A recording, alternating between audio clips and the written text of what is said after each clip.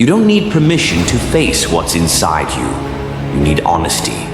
Because before you can kill your inner demons, you need to know them. What are they? That voice in your head that says you're not enough. The fear that paralyzes your potential. The anger you bury. The guilt you carry.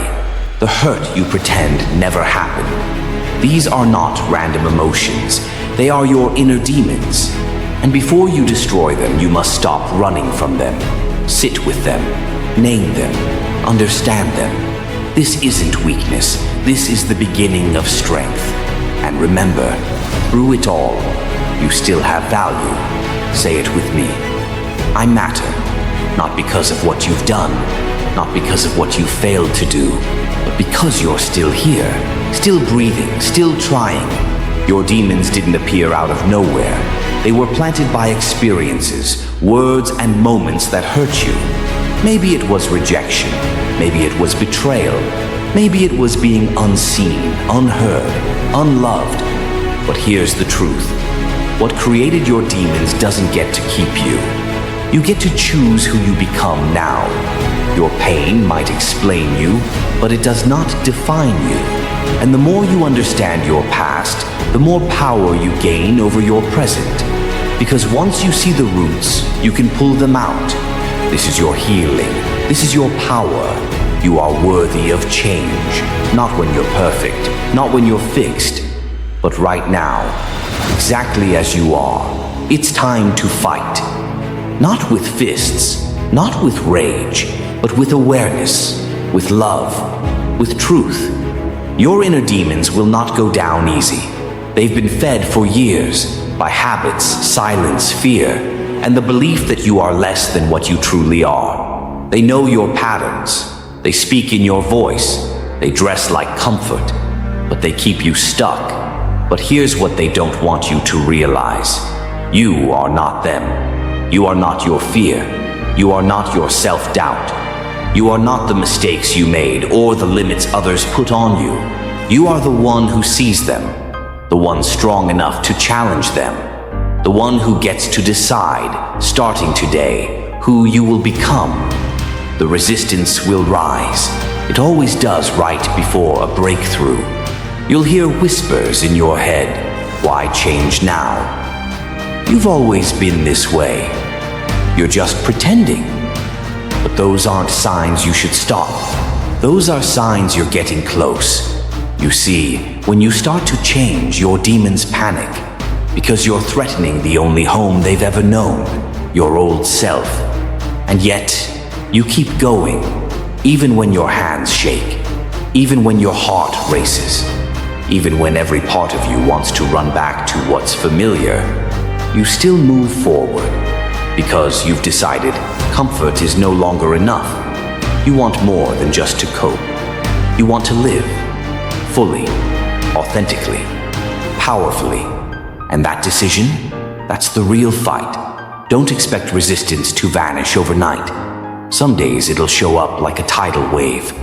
Other days it'll be a quiet whisper, a subtle temptation to slip into old ways. It'll say just once more, you've done enough. No one's watching anyway, but you're watching, and that matters more than you know, because every time you keep a promise to yourself, you rebuild trust, you rebuild you. This is where grit is born, not in the big speeches, not in the highlight reels, but in the tiny hidden moments where you choose growth over comfort. Moments like getting out of bed when you want to disappear, speaking up when silence feels safer, putting down your phone and picking up your life. This is the fight, and you're already in it. So stop waiting for perfect timing. Stop asking for permission. You are the permission. You are the proof. Let's talk about the lies resistance will try to sell you. Lie number 1, you haven't changed. Truth. Growth is often invisible while it's happening, but it's happening. Lie number 2, everyone else is doing better than you. Truth. Most people are hiding the same struggles you are. Lie number 3, this isn't worth it. Truth. Nothing is more worth it than your peace, your power, and your potential. You've come too far to turn back now. And even on the days when the progress is slow, remember, slow progress is still progress. Let's make this real. Every time you feel resistance, try this. 1. Pause. Don't react on autopilot. Create space. Notice the voice. Whose voice is it really? Yours? A parent? A critic from years ago? 3. Choose on purpose. Say out loud, "This is hard, but I choose growth anyway." Every time you do this, you weaken the old voice and strengthen the new one. And slowly, it gets quieter. You get louder. Not in volume, but in certainty. There will be moments when you fall, when you snap, slip, stumble. That doesn't mean you fail. It means you're human. But hear this.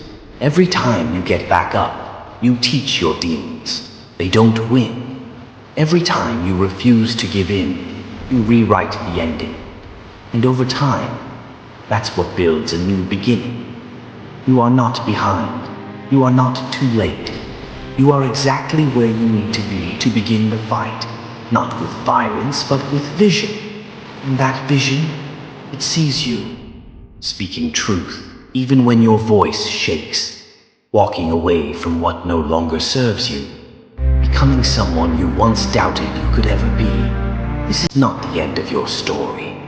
It's the rise of someone who's not afraid to do the work, to face the fire, to feel the fear and keep moving anyway.